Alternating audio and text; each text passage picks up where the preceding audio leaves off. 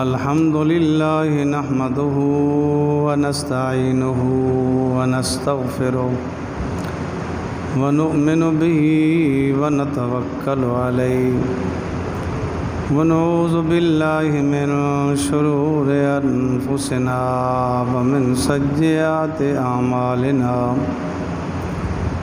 من يهده الله فلا مضل له ومن يضلله فلا هادي له ونشهد أن لا إله إلا الله وحده لا شريك له وأشهد أن محمدًا عبده ورسوله أما بعد فأعوذ بالله من الشيطان الرجيم بسم الله الرحمن الرحيم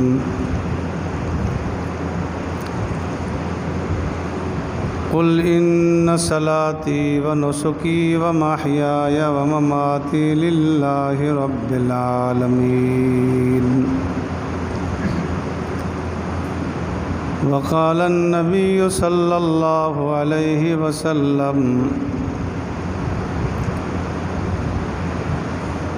ما هذه الأضاحي يا رسول الله قال رسول الله صلى الله عليه وسلم هذه سنة أبيكم إبراهيم صدق الله العظيم وصدق رسوله النبي الكريم ونحن على ذلك لمن الشاهدين والشاكرين والحمد لله رب العالمين۔ دوستو اور بزرگوں، اللہ رب العالمین کی مطہر منور کلام میں سے کچھ حصہ تلاوت کیا ہے۔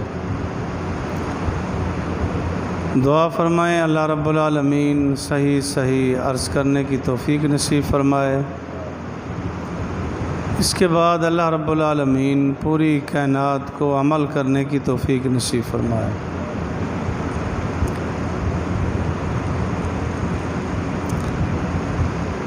عبادات میں سے ایک اہم ترین عبادت قربانی کرنا بھی ہے۔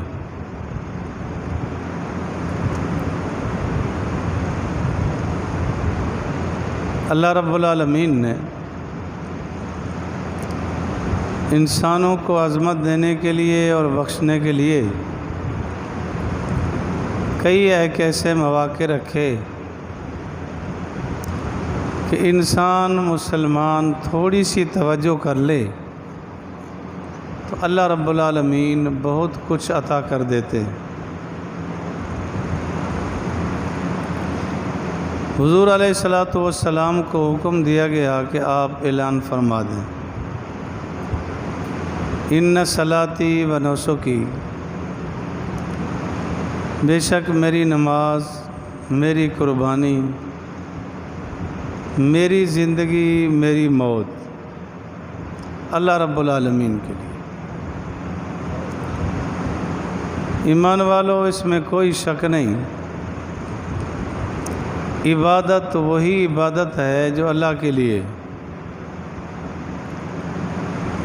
اگر غیر اللہ کے لیے کوئی عبادت کی گئی،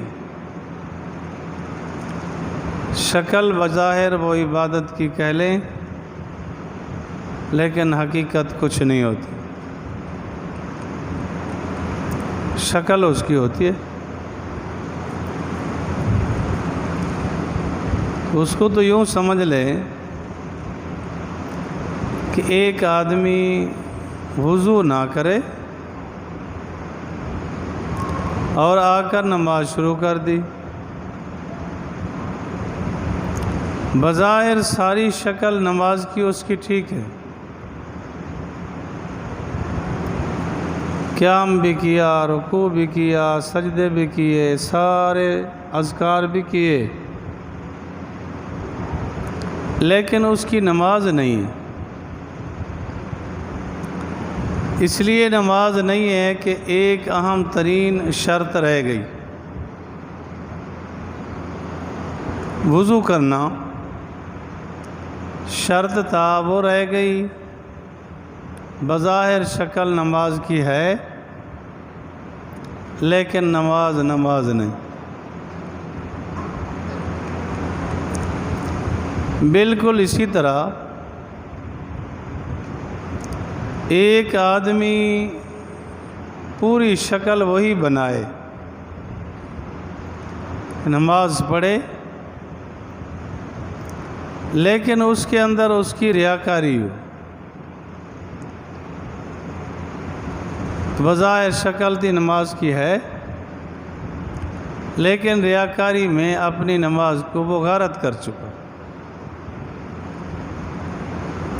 بالکل اسی طرح اگر قربانی کی لیکن اس کے اندر نیت میں خلل ہے، اللہ فرماتے ہیں لَن يَنَالَ اللَّهَ لُحُومُهَا وَلَا دِمَاؤُهَا وَلَكِنْ يَنَالُهُ التَّقْوَىٰ۔ اللہ رب العالمین کو تمہارا گوشت نہیں پہنچتا، نہ تمہارا گوشت پہنچتا ہے نہ خون پہنچتا ہے، اللہ رب العالمین کو تو تمہاری نیک نیتی چاہیے، اخلاص ہو، سارا دار و مدار اسی پر ہے۔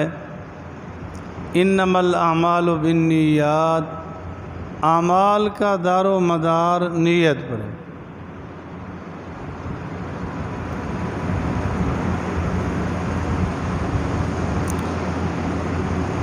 تو قربانی عام ترین عبادت ہے، کسی کے ذمہ واجب ہے، کسی کے ذمہ واجب نہیں ہوتی، لیکن اس پر اجر اتنا ہے، انعام اتنا ہے کہ اگر واجب نہ بھی ہو تب بھی آدمی ہمت کر لے۔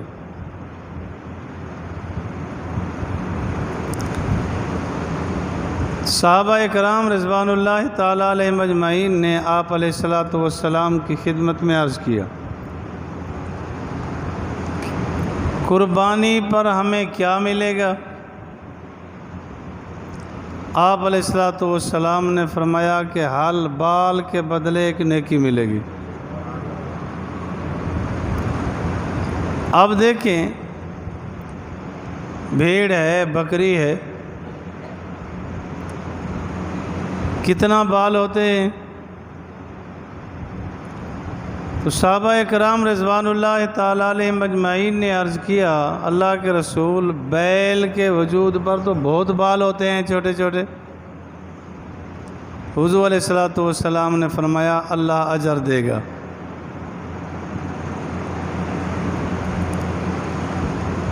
آپ علیہ السلام نے فرمایا کہ قربانی کے جانور کو پالو، پانی پلانے پہ اجر ملے گا، گھاس کھلانے پہ اجر ملے گا،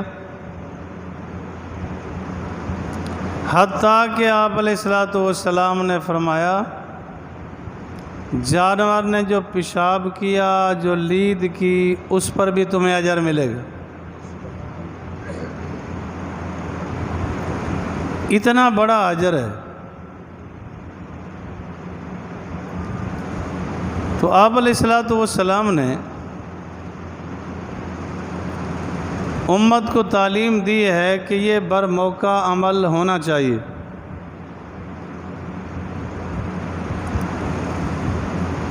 میں نے پہلے بھی کئی بار عرض کیا ہے، یہ سوچ ہی غلط ہے کہ قربانی کا موقع قربانی نہ کرو، صدقہ کر دو۔ جیسے ایک آدمی نماز پڑھے، نماز پڑھنے سے روزہ ادا نہیں ہوتا، روزہ رکھنے سے نماز ادا نہیں ہوتی، روزہ رکھنے سے حج ادا نہیں ہوتا۔ تو بالکل اسی طرح اگر مالی صدقہ کر دیا تو قربانی ادا نہیں ہوگی۔ قربانی کے موقع پر قربانی ہی کریں گے۔ حضور علیہ الصلوۃ والسلام نے فرمایا قربانی کے دنوں میں قربانی کے گوشت بہانے سے بڑی عبادت کوئی نہیں۔ قربانی کے جانور کا خون بہائیں گے، بہت بڑا اجر ہے۔ اور کبھی یہ کسی کے دل دماغ میں خیال آئے کہ جی اتنا جانور ذبح ہوتے ہیں،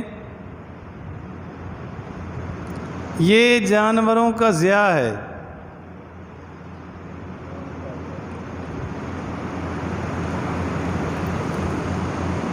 یہ حقیقت میں جو کہہ رہا ہے اس کے اپنے دماغ کا ضیاع ہے۔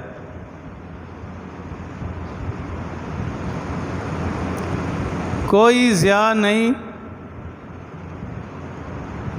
جس رب نے ان کو پیدا کیا اسی نے حکم دیا، جتنا زیادہ ذبح ہوتے ہیں اتنا زیادہ بڑھتے ہیں، اور اللہ کے حکم کی فرما برداری ہوتی ہے، اور بے رحمی بھی نہیں ہے۔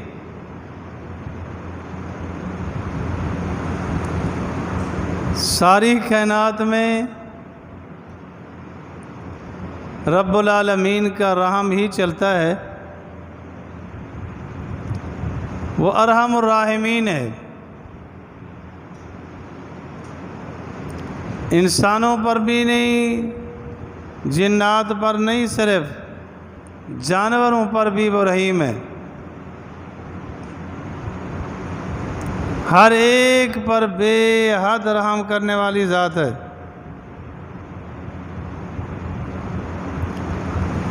پھر نبی علیہ الصلوۃ والسلام اللہ کے بعد سب سے زیادہ رحیم ہے۔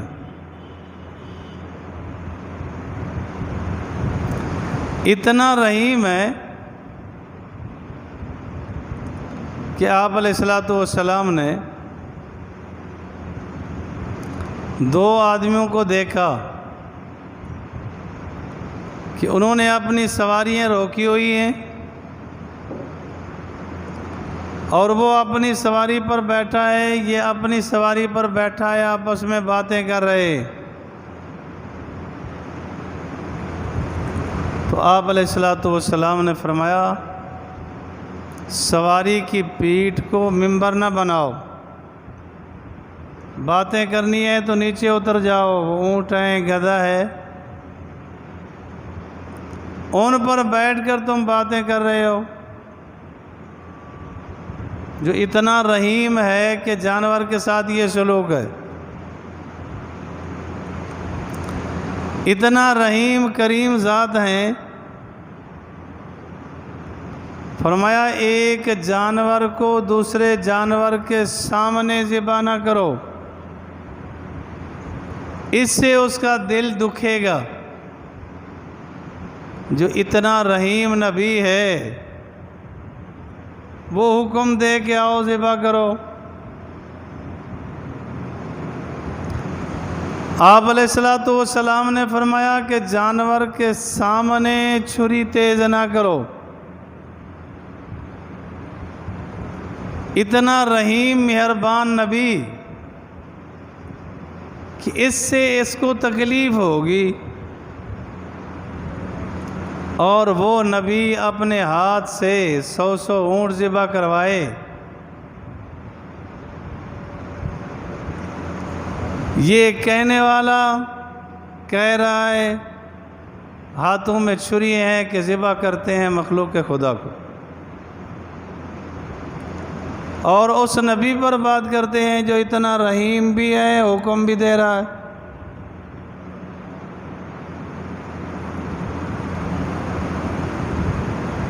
آپ علیہ الصلوۃ والسلام تشریف فرما تھے، صحابہ وہاں بیٹھے تھے تو ایک چڑیا بار بار آتی اور ان کے قریب آ کے بیٹھتی، پھر اڑ جاتی۔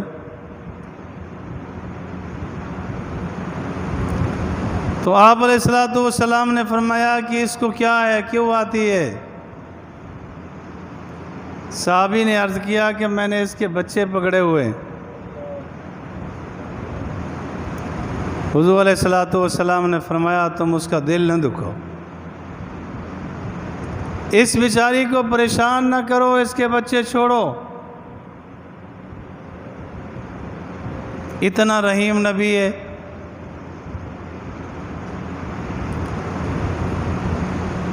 ایک صحابی نے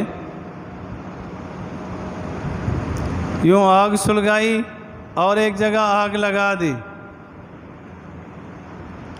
حضور علیہ الصلوۃ والسلام نے منع فرمایا کہ یہاں چیونٹیوں کی بیل تھی، تم نے آگ لگا دی۔ ان کو جلانے کا حق صرف اللہ کو ہے، تمہیں نہیں ہے۔ اللہ اختیار رکھتے ہیں، آپ کو حق نہیں ہے کہ ان کو جلایا جائے۔ اتنا رحیم نبی نے ہر سال قربانی کی ہے۔ اپنا ایمان بچانے کے لیے یہ عقیدہ رکھنا ضروری ہوگا کہ ساری کائنات میں صحیح العقل انبیاء ہوا کرتے، اور سارے انبیاء سے بڑھ کر سلیم العقل جناب رسول اللہ صلی اللہ علیہ وسلم تھے۔ اتنا رحیم کریم نبی، ایک ذرہ برابر بھی کسی کو تکلیف دینے والے نہیں۔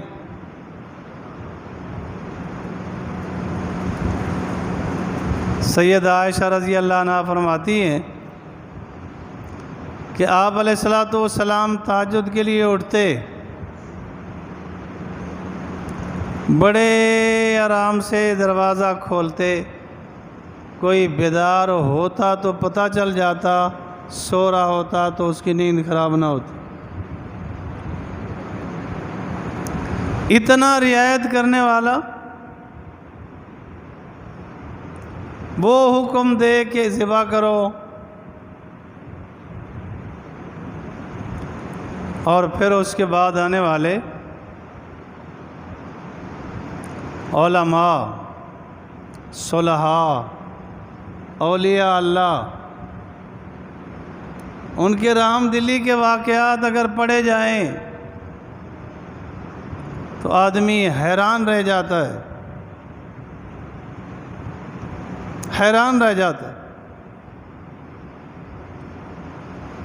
ان کو تو خیال نہ آیا کہ یہ بے رحمی ہے۔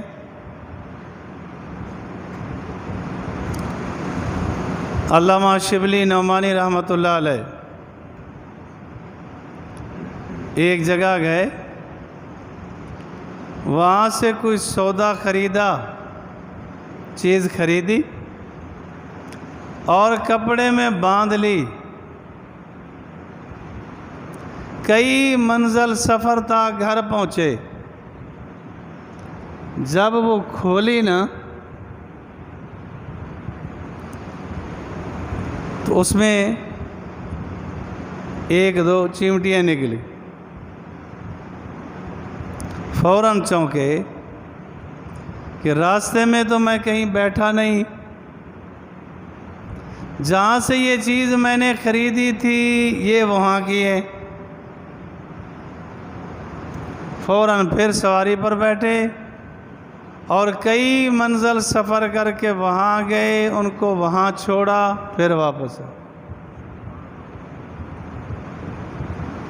جس کے دل میں ایسا رحم ہو وہ بھی کہے کہ ہر سال قربانی کروں گا، اور میں کہوں کہ بے رحمی ہے، نالائکی ہوگی۔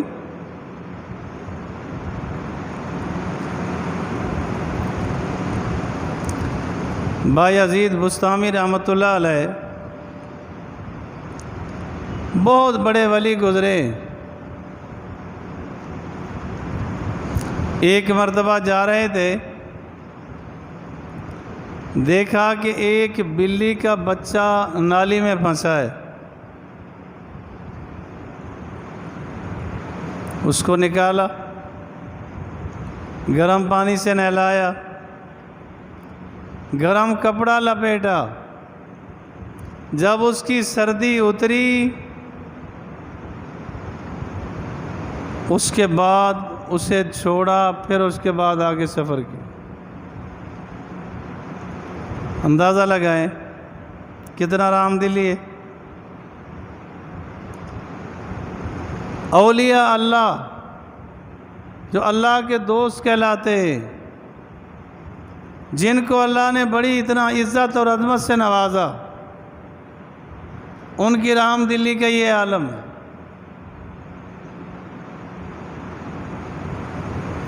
ایک ایک ولی کے حالات پڑھیں، حیران رہ جاتا ہے آدمی۔ شاہ عبد الرحیم صاحب رحمۃ اللہ علیہ شاہ ولی اللہ کے والد ہیں۔ اس ایشیا میں، ہند و پاک میں سب سے پہلے حدیث پڑھ کے آنے والے شاہ ولی اللہ رحمۃ اللہ علیہ، ان کے والد تھے شاہ عبد الرحیم رحمۃ اللہ علیہ۔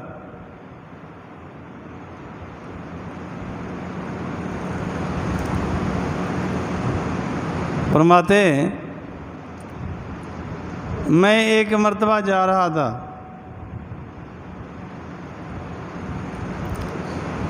کسی پروگرام میں جا رہے تھے،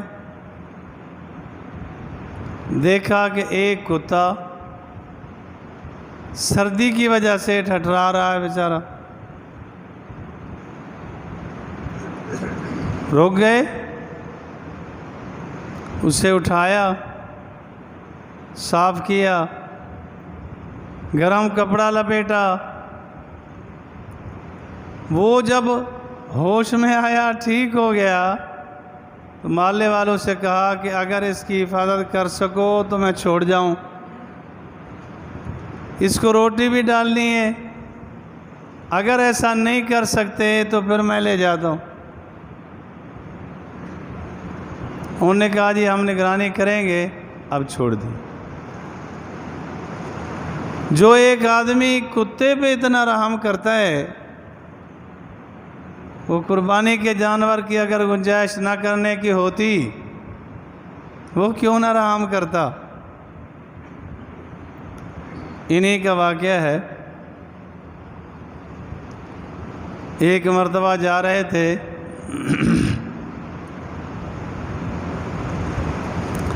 دائیں بائیں پانی ہے، راستہ چھوٹا سا گزرنے کا تھا،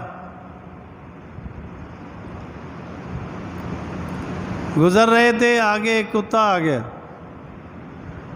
یہ بھی رک گئے، وہ بھی رک گیا۔ اللہ والوں کی شان بھی عجیب ہوتی ہے، اللہ کی طرف سے تنبیہات، انعامات بھی عجیب ہوتے ہیں۔ کچھ دیر رکنے کے بعد انہوں نے کہا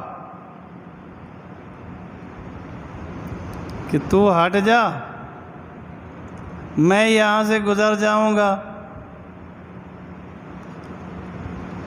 اس نے کہا تو ہٹ جا، میں گزر جاتا ہوں۔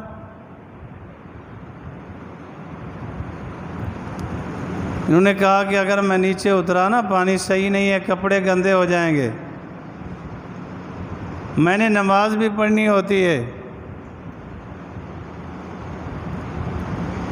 اللہ تعالیٰ نے کتے کو گویائی عطا کر دی.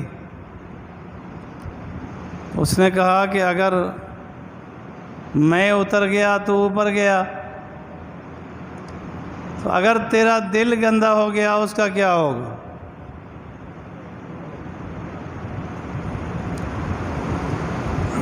تو شاہ عبد الرحیم صاحب رحمۃ اللہ علیہ پہ حال طاری ہو گیا، کانپنے لگے، نیچے اترے، کتا گزرا. تو اللہ تعالیٰ کی طرف سے الہام ہوا کہ ایک مرتبہ تو نے ایک کتے پہ رحم کیا تھا،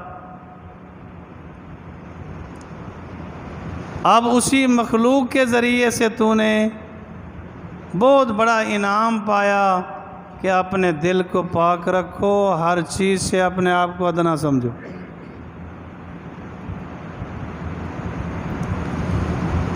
جو ایسے رحیم لوگ ہوں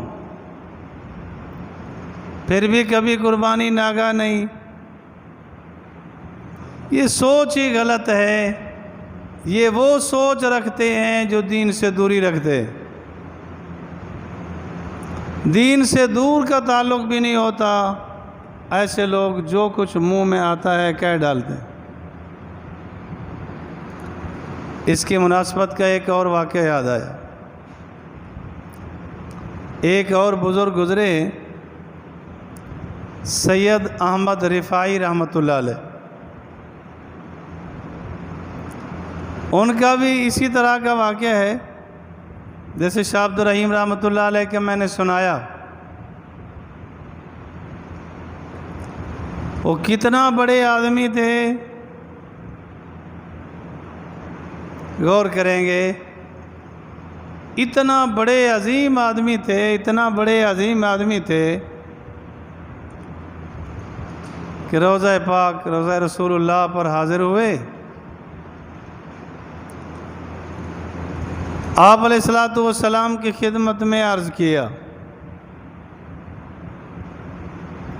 کہ اللہ کے رسول، ہم دور تھے، سلام کا تحفہ بھیجا کرتے تھے، ہماری روحیں حاضر ہوا کرتی تھیں. اللہ کے رسول، آج میں خود حاضر ہوں، اگر آپ اپنی زیارت کروا دیں.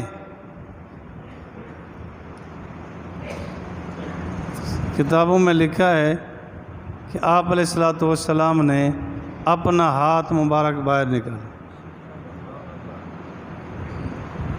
جتنا لوگ موجود تھے انہوں نے زیارت کی، انہوں نے بھی ہاتھ کا بوسہ لیا. اب پھر اس کے بعد خیال آیا کہ اتنا بڑا اعزاز اور اتنا بڑا انعام کہ شاید میرے اندر کوئی تکبر نہ پیدا ہو جائے، عجب نہ پیدا ہو جائے. دروازے پر لیٹ گئے. فرمایا، گزرنے والوں، تمہیں اللہ کی قسم دے کے کہتا ہوں، میرے اوپر سے قدم دے کے گزرو. یہ اپنے عجب اور تکبر کا علاج کر رہے تھے. ایسے عظیم المرتبت لوگ. اور قربانی، حضور علیہ الصلوۃ والسلام کے نام کی قربانی کرنا بھی بڑی سعادت ہے. سوچو ویسے کہ وہ جانور بھی کتنا خوش قسمت ہے جو حضور علیہ الصلوۃ والسلام کے نام کا بن کے قربان ہو. وہ جانور جس میں حضور علیہ الصلوۃ والسلام کی ذات گرامی کا حصہ پڑے، یقیناً بابرکت ہے. اور جو لوگ دنیا سے مسلمان چلے گئے، کسی کے نام کی قربانی کی جائے تو قربانی جائزہ ہوگی، اجر پہنچے گا، ثواب ملے گا، ضرور ملے گا. لیکن ہے یہی اخلاص سے ہو.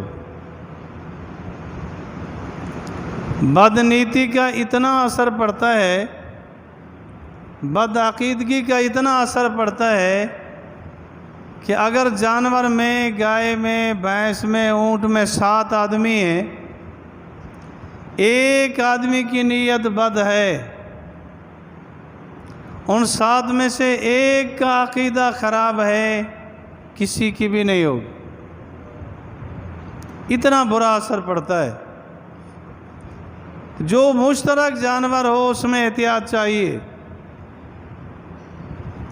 یہ گزارے والی بات نہیں ہوتی،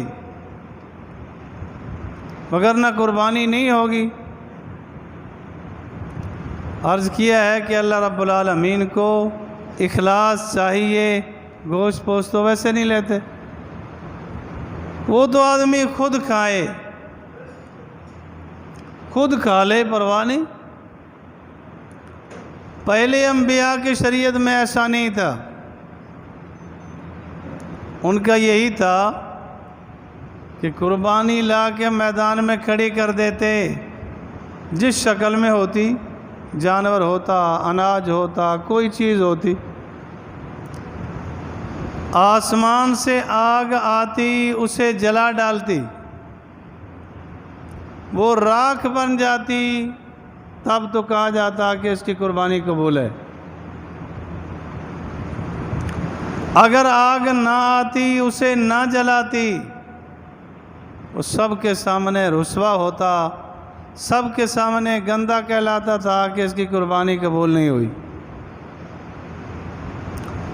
اگر میں اور آپ اسی پر بھی شکر کریں تو ساری زندگی لگ جائے۔ قربانی کر لی، قبول ہے یا نہیں ہے، لیکن رسوائی سے تو اللہ نے بچا لیا۔ معاشرے میں گندے تو نہیں ہوئے کہ یہ وہ ہے جس کی قربانی قبول نہیں، اور وہ قربانی قبول ہو جاتی لیکن چیز راکھ ہو جاتی۔ اب اللہ نے فرمایا نیت ٹھیک کر لو، گوشت بھی تم کھا لو۔ ارادہ، پروگرام، عزم پکا ہو، اللہ قبول کرے گا۔ تو اتباع سنت، اتباع شریعت میں ہر عمل قبول ہے، اپنے تخیلات میں نہیں، اپنے آپ کو شریعت کی تابعداری میں ڈالیں گے، خیر ہوگی۔ اللہ مجھے اور آپ کو کامل دین پر چلنے کی توفیق نصیب فرمائے۔